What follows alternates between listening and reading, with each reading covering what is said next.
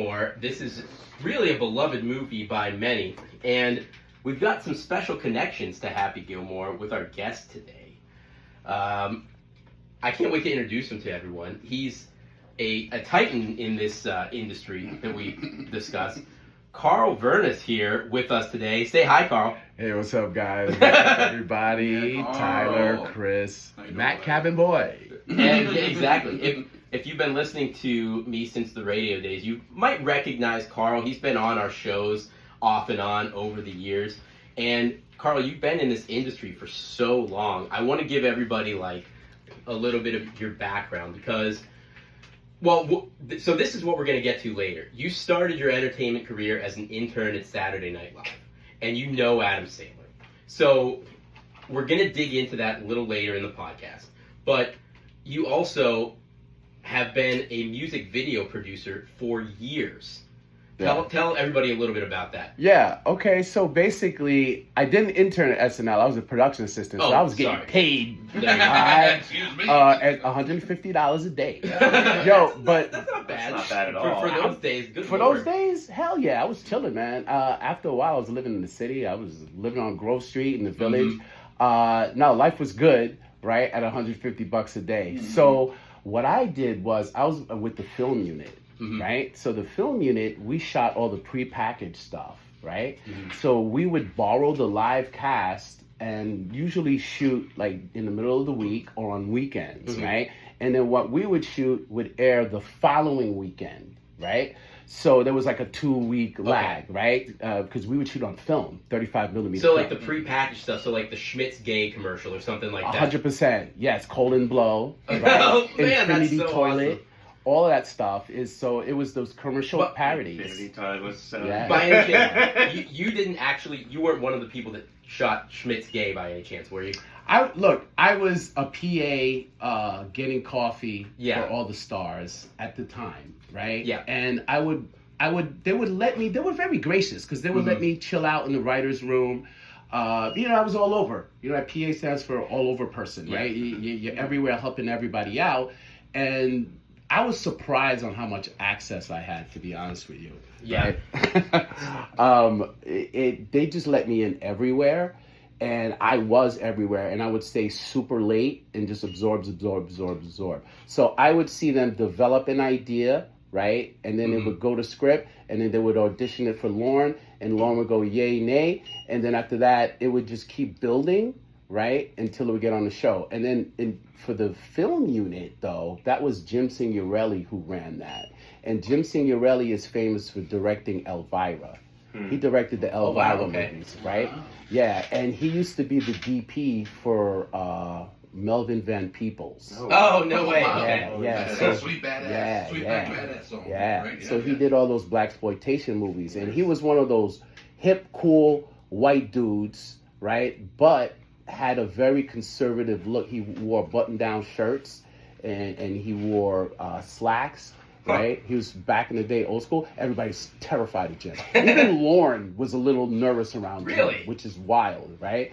And then so Jim took me under his wing, and then I rose from PA to second AD. That was the first time I was a second AD. It was on the Mother's Day special, right?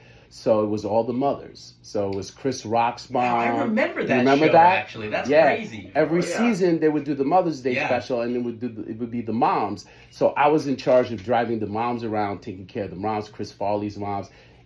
They're nuttier than their kids. Wow. So you see where it comes from. It doesn't come out of nowhere. Yeah. The moms are crazy. And crazy fun.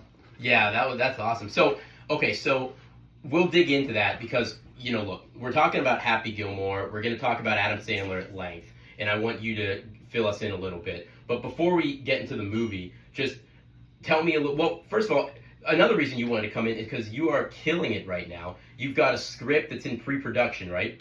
And so Development. In development. Sorry,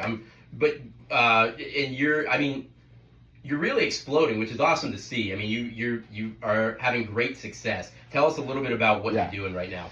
Yeah, well, so, after SNL, I jumped into the music video world. Yeah. I came in right when music videos were blowing up in budgets.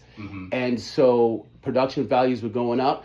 and they were looking for people that actually knew what they were doing at positions. Sure. Right. So I jumped in with Hype Williams and his folks. Right. So I started first ADing Busta Rhymes and Missy Elliott, all those huge, big budget music videos cool. of the mid See, that's 90s. beyond cool. The Hype Williams era of the late 90s, early Yeah. 2000s is Yeah. iconic Yeah. and absolutely exceptional in the history of music video culture. Yeah, I mean, Is that's a Busta blessing. Rhymes just like a crazy person?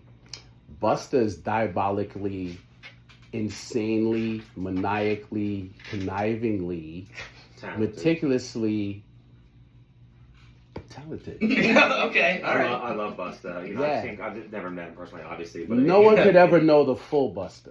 I Yeah. would You imagine get a not. different Busta every time. Comes from a different place. Yeah, Busta. like Yeah. KRS-One, same type For of, you know what I mean, multi-layered, complex people. So what you see is what they want you to see Mhm.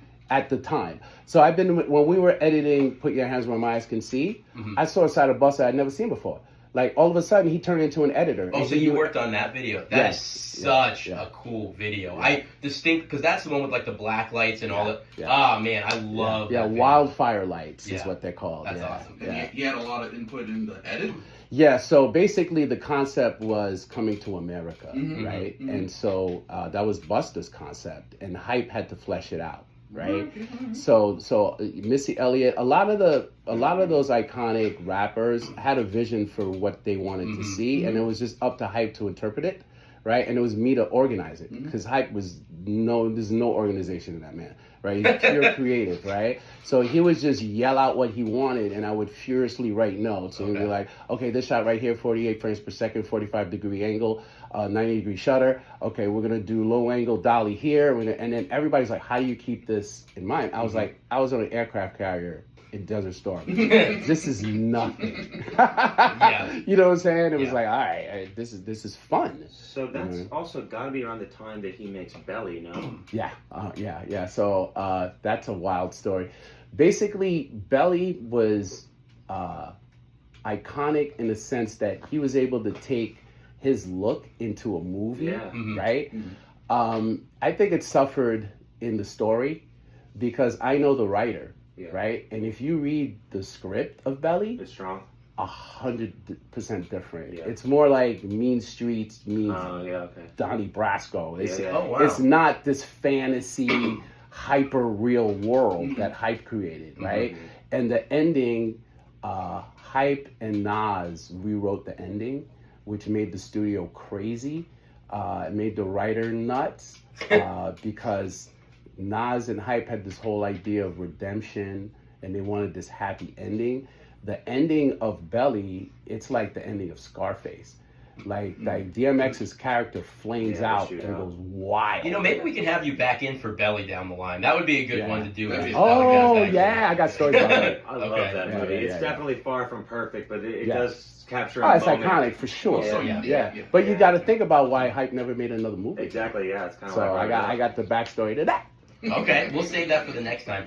So, actually, you know what? Give your Instagram or any social media you want to give out so people Okay, can check this is out very you and your funny. stories. All right, this is very funny. I shut down my social media. Oh my God! Right Good before the for you. podcast. Yeah, I shut it down after the Monsters in the Morning interview. Oh no way! Really? Yeah, it went viral.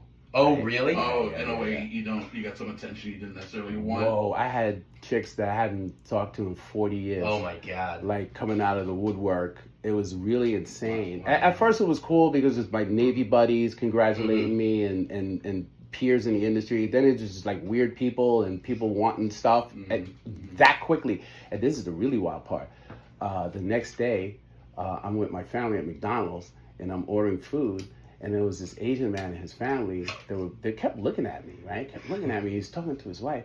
And then finally he goes, were you the guy on the Monsters in the Morning, MAGA Trucker Killer? Is that you?